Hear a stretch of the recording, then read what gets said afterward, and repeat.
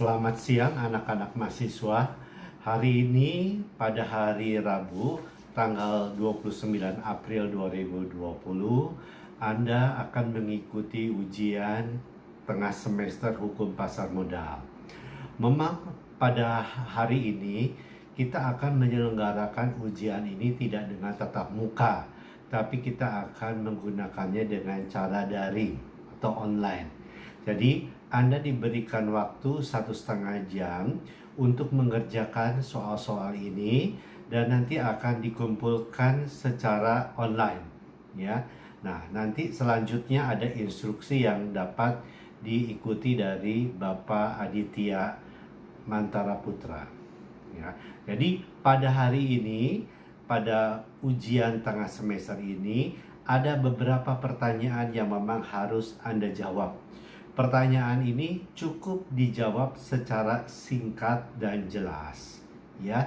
Tentunya Anda tahu bahwa kita akan mempelajari hukum pasar modal. Ini tentu ada keterkaitan masalah modal ini dengan istilah atau terminologi lain yang kita namakan hukum investasi atau hukum penanaman modal.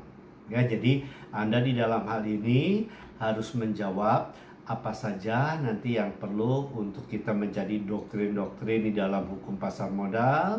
Anda juga perlu bagaimana Indonesia pada saat ini dengan kondisi sebagai negara berkembang, apalagi kita melihat dengan adanya wabah COVID-19 ini tentu berimbas kepada berbagai jenis investasi dan juga bagaimana berkaitan juga dengan pasar modal yang kalau kita melihat bagaimana mengenai posisi perusahaan-perusahaan di bursa-bursa efek yang ada, ya.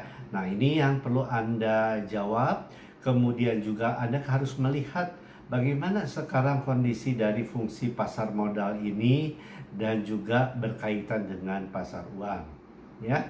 Nah, jadi pada saat nanti Anda menjawab juga ada pertanyaan-pertanyaan mengenai proses emisi di pasar modal. Jadi artinya perusahaan-perusahaan yang pada saat sekarang ini sudah go public, perusahaan-perusahaan ini sudah memiliki saham-saham yang dapat dijual kepada masyarakat.